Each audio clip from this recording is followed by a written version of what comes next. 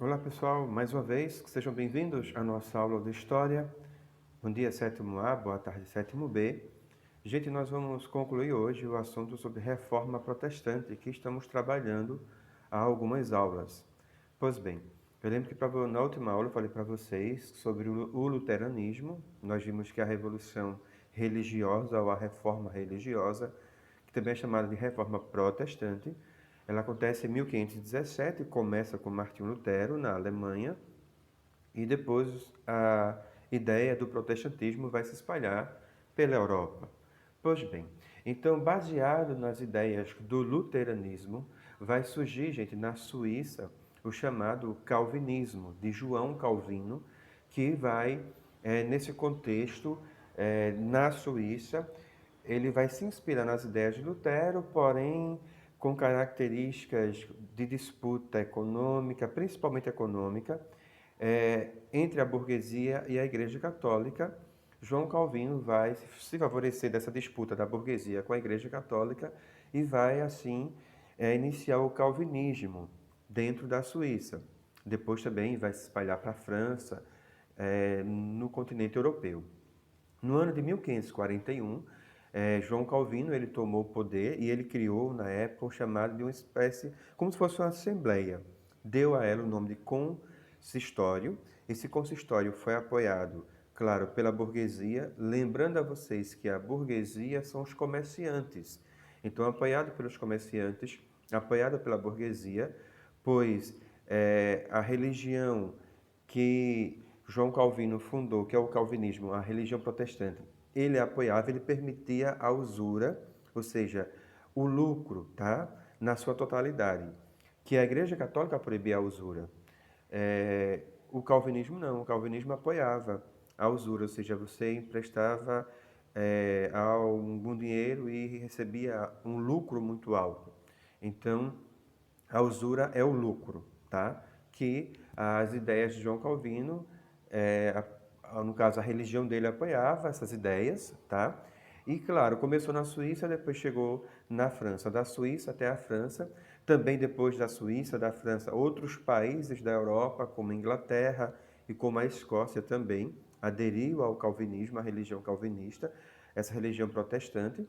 Vão surgir nesse contexto os chamados puritanos. Que eram os puritanos, professor? Gente, os puritanos eram os protestantes, só que eram protestantes radicais na Inglaterra, do país da Inglaterra, e eles seguiam à risca os ensinamentos da Bíblia. Eles eram muito ligados aos ensinamentos da Bíblia, eles rejeitavam os prazeres do mundo, por isso que é chamado de puritanos.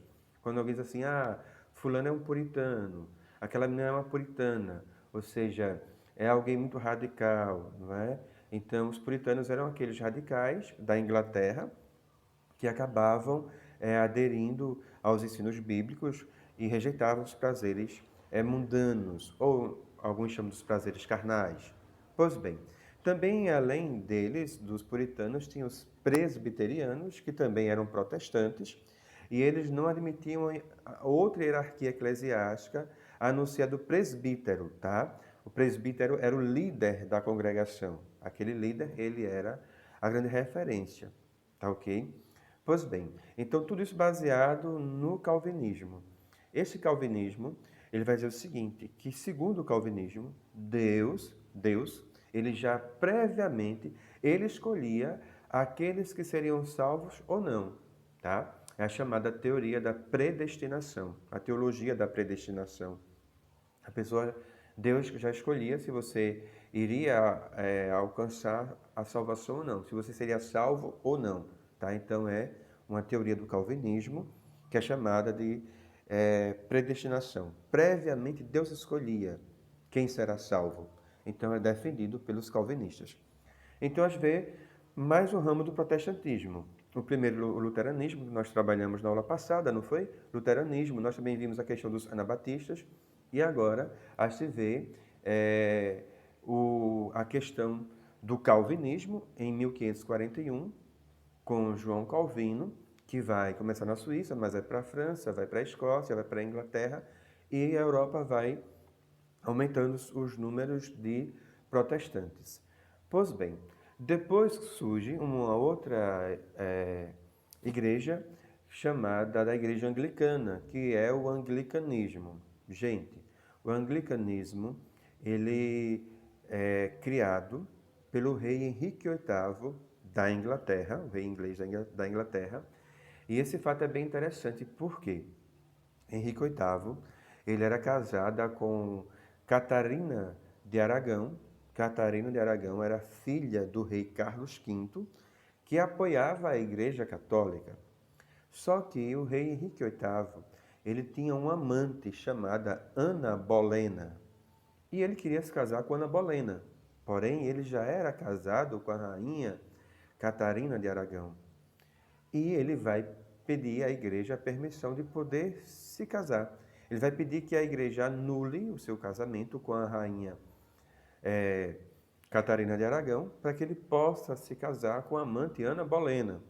Só que, lembre-se que Catarina de Aragão era filha de Carlos V, e Carlos V apoiava a Igreja Católica.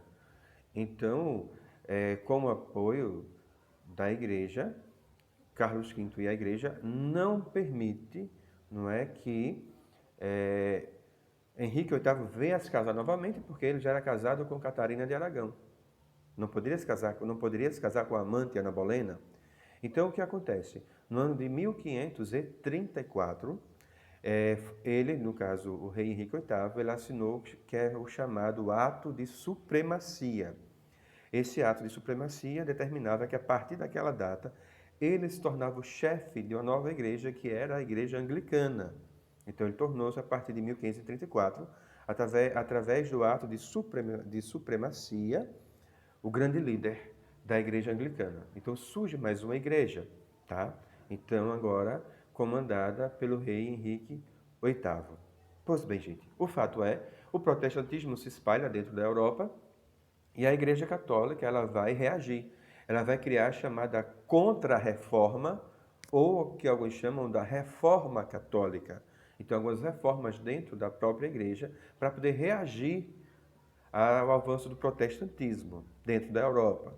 Pois bem, então a Igreja convoca a Contra-Reforma, que é o chamado Concílio de Trento, foi de 1545 até o ano de 1563, através do Papa Paulo III. Então, Paulo III é o Papa que convoca esse concílio, e nesse concílio eles vão definir e redefinir algumas coisas dentro da Igreja Católica e vão reafirmar outras dentro da Igreja Católica.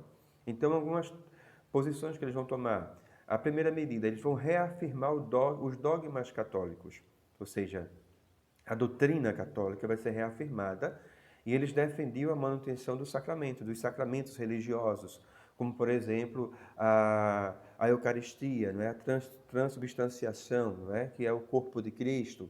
Eles vão manter os demais sacramentos, como o batismo, e confissão, ordem, matrimônio, todos os sacramentos que a igreja tinha, vai ser reafirmado e vai se manter, tá certo? Eles vão acabar com a venda de indulgências. As indulgências acabam acontecendo até os dias de hoje, porém não mais como venda de indulgências, não é? Lembrando que a venda das indulgências era prática, não é? E que a partir dessa data deixa de ser vendida e as pessoas recebiam as indulgências. Pois bem, criou também cursos de formação e aperfeiçoamento para o clero. O clero é chamado curso clerical, ou seja, seminários, onde os padres vão fazer filosofia, teologia para se formarem, e depois de um curso de teologia e de filosofia que levam anos, não é? Geralmente é assim, filosofia 3 anos, teologia 4 anos. Depois desse tempo que eles passavam, não é? Ainda tem um momento de chamado estágio pastoral. Então eles criam os cursos de formação e aperfeiçoamento para o clero. Essa questão da formação que eu falo de filosofia e teologia é nos dias de hoje, tá certo? Vai surgir também ordens religiosas, como a chamada Companhia de Jesus, que foi fundada por Inácio de Loyola no ano de 1540, através do Concílio de Trento, tá? O Concílio de Trento é isso que eu falei para vocês, que vai de 1545 a 1563, Em 1540 já é criada a Companhia de Jesus, que é fundada por Inácio de Loyola, e quando chega a 1545 a 1563, essa companhia vai ganhar mais força ainda. Então são chamados jesuítas. Esses jesuítas, por exemplo, que vieram para o Brasil